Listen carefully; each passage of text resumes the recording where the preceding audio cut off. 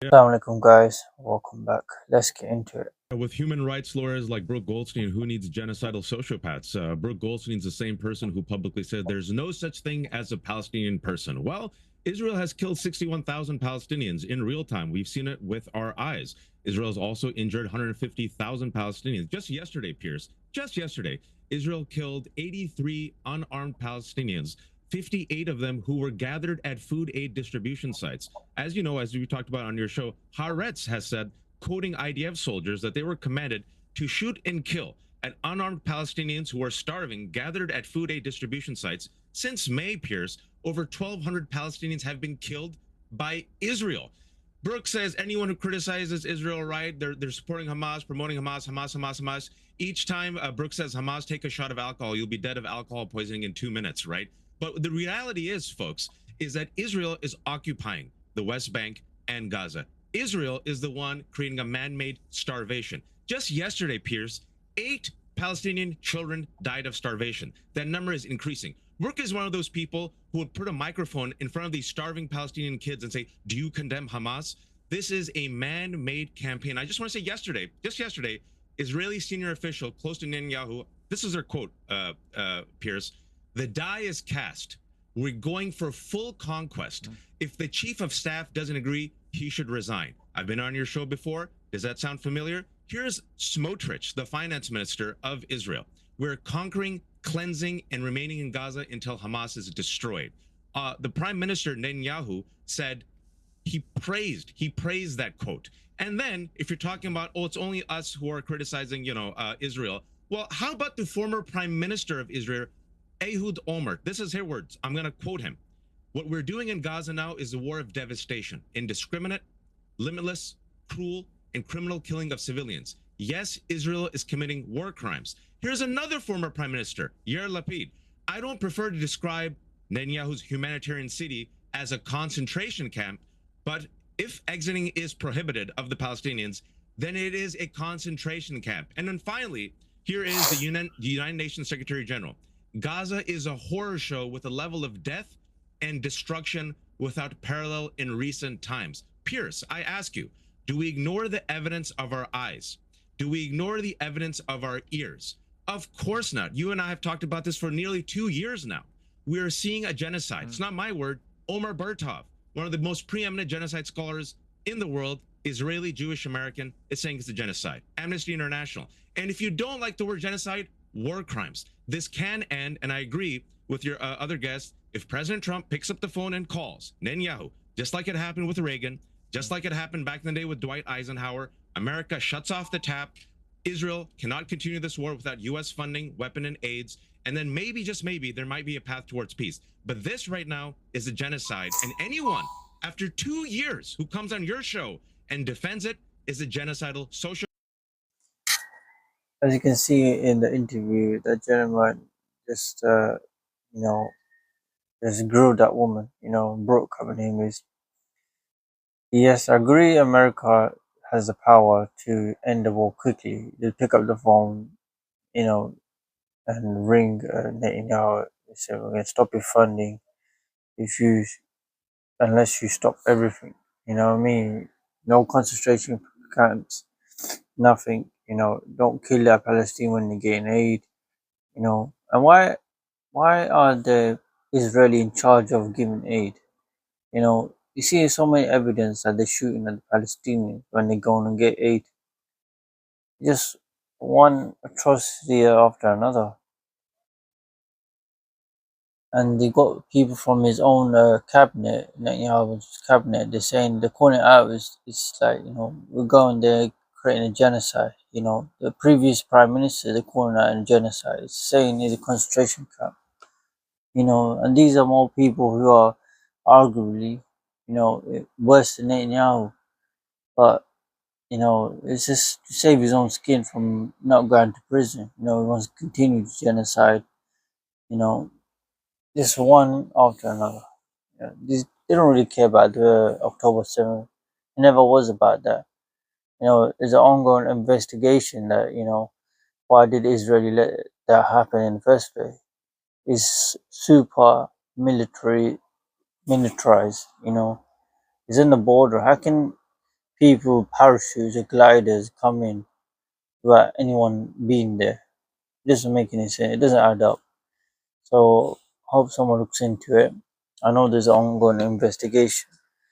We're gonna have to see what's the result of that. And they should be called out publicly. Aid coming from the heavens into what feels like a living hell. On the ground, a dangerous scrum to survive, where they land on buildings, those fit enough to get up first stand the best chance. But no guarantee that any of this will prevent the deaths of the starving and desperate. This could have cost me my life. If it weren't for the good people who lifted me up from underneath, neither myself nor this tin would have survived. This was Gaza City. Further south, this video appears to show food trucks overturned and looted, resulting in 20 dead and 30 injured, according to Gaza's Civil Defense Agency. Health officials in Gaza said more than 80 were killed and hundreds injured while trying to collect aid in the past 24 hours. Among them, children. Medics on the ground say they're seeing cases with their own eyes.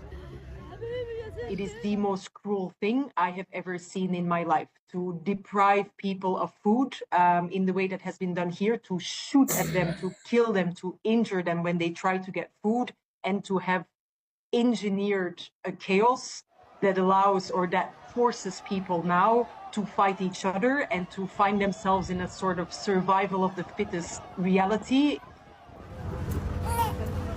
The World Health Organization says so far this year, nearly 100 people have died from hunger-related causes.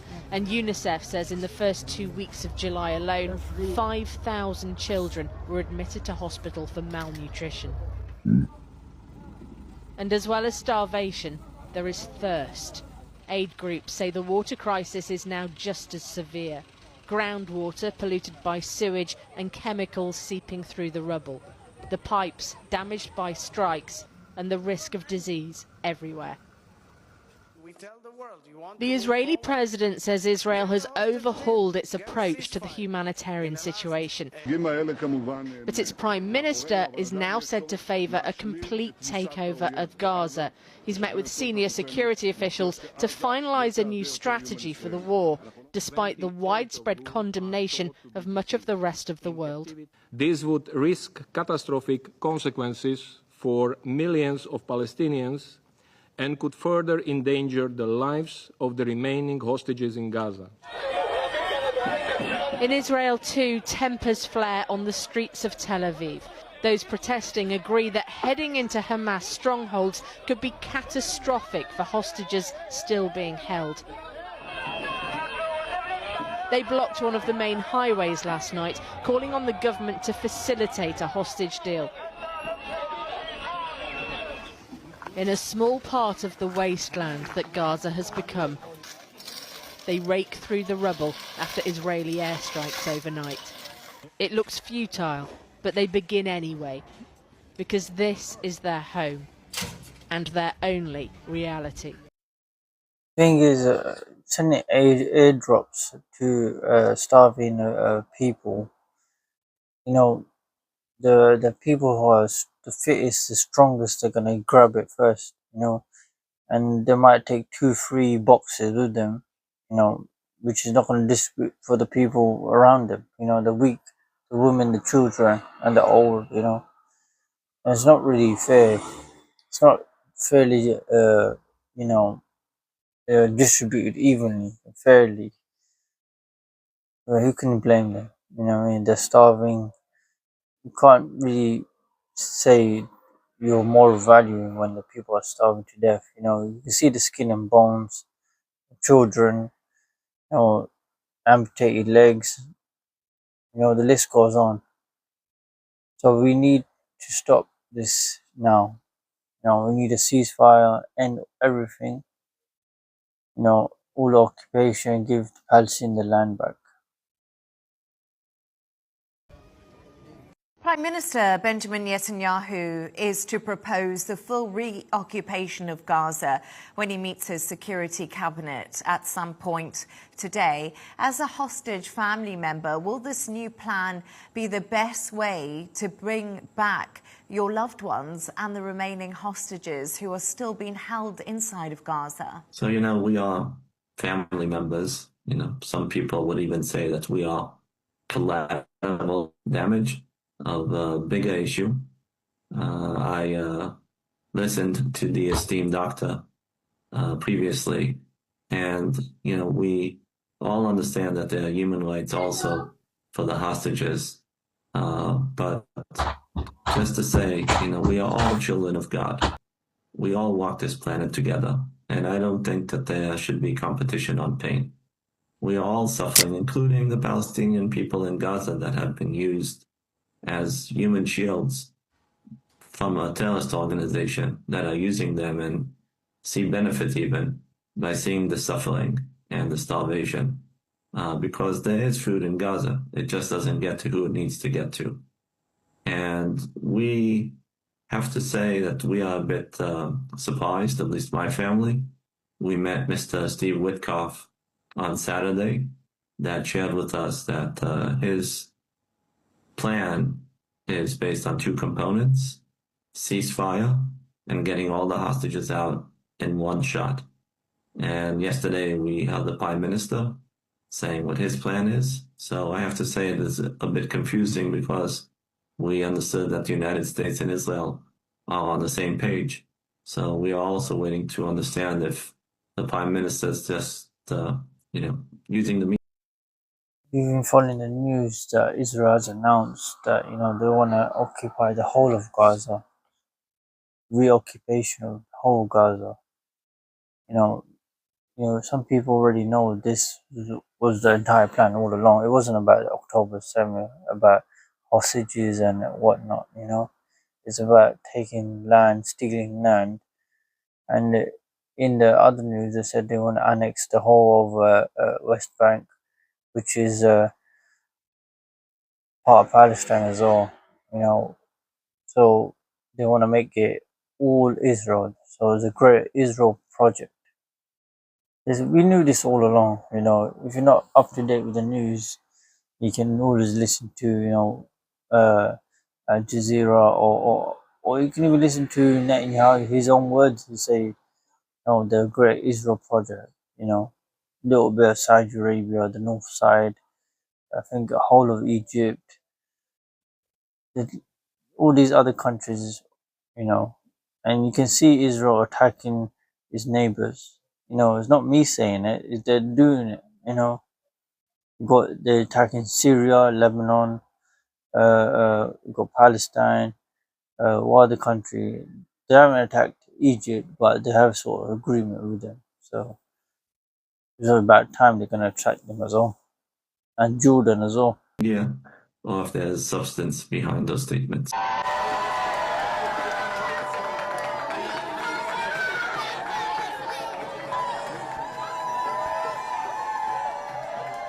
Gabby, stay here. The phone stay here, block everybody else. So the three children, Layan, Anas, and Ghazal, we've been working on their cases for over a year now to try to get them definitive care here in the U.S. for their various injuries. One of them has severe burns, the others have complex traumatic injuries, orthopedic injuries. And as you can imagine, it's been one block after the next. I spent 3 months in Gaza over the past year, and 2 of the 3 were my patients there on the ground. So I know their medical conditions very well. It's really a miracle in and of itself that they've just arrived. We've been waiting for this day for a long, long time. We are being absolutely turned over left, right and centre. We've been in Seville for the last few days, and in the touristy bits, the really touristy bits. And we sat at this cafe and there were 6 of us, and so drinks were had and there's beverages everywhere, lagers going down, cokes for the kids and da-da-da. Anyway, got this bill at the end of the thing. 5 pints, 2 glasses of wine, couple of cokes, €20. so what, 18 quid in the most central touristy bit of a very touristy area of Spain. And it just makes you realise household bills, council tax, energy bills, prices at the shops, prices at the pumps. We are being squeezed in a way that I just don't think other parts of Europe, let alone other parts of the world, are feeling at all. You can see why people are up. Well, thank you for telling us that, you know. So it's not the immigrants, by what you're saying, it's not the immigrants' fault the price is going high. Is that the fact that these billionaires are just getting richer and we're getting poorer? You know, that's what it is all about. You know, sending funds to Israel, that's what was making us poorer, you know. You know the facts. You just use someone to blame, you know. The billionaires pay you guys, the news agents or whatever, you know, attack the immigrants. That's what it's all about. You want to kick them out. But who's going to do your, you know, petty jobs? You ain't going to do it for peanuts, will you? What the immigrants would. And leaving, folks.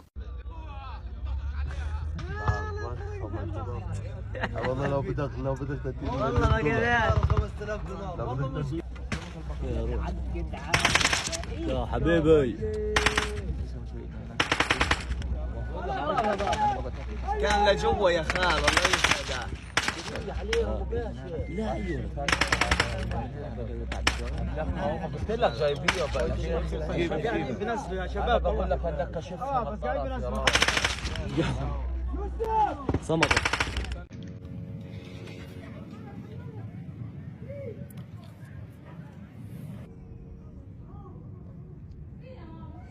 غارة غارة